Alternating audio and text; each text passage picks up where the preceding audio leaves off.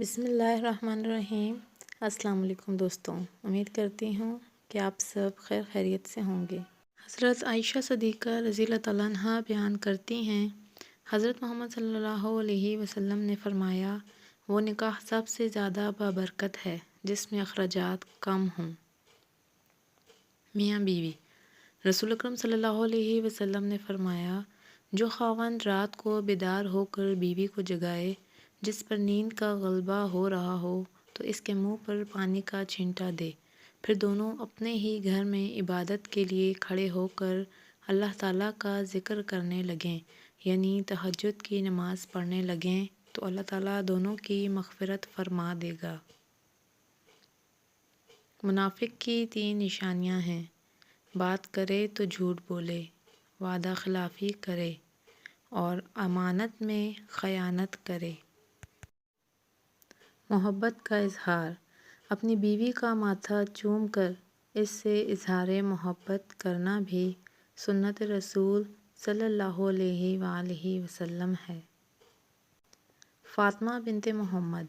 قیامت والے دن فرشتے اعلان کریں گے کہ نظریں جھکا لو، فاطمہ بنت محمد صلی اللہ علیہ وآلہ وسلم گزرنے لگی ہیں۔ باپردہ بیٹیاں۔ حضور اکرم صلی اللہ علیہ وآلہ وسلم نے ارشاد فرمایا، بہترین اولاد باپردہ بیٹیاں ہیں۔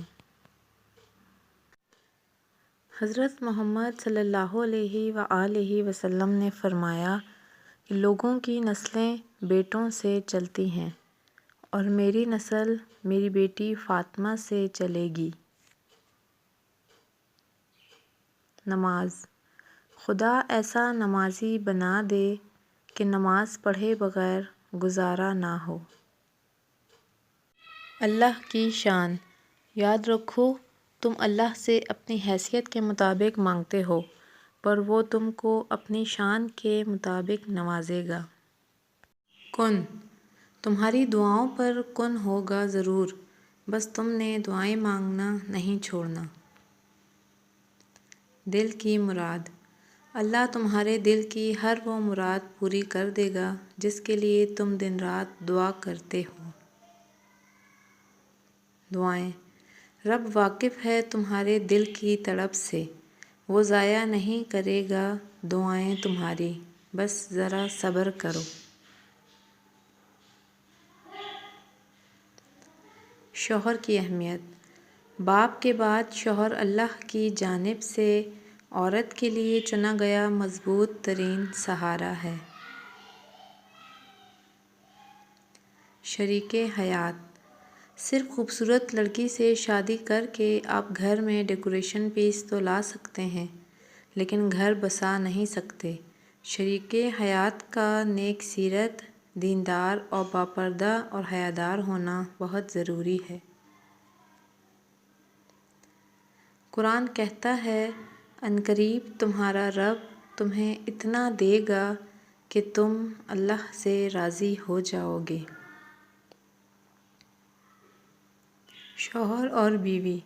جب شوہر اپنی بیوی کو پیار سے مناتا ہے تو اللہ پاک کو اس کی یہ ادا بہت پسند آتی ہے۔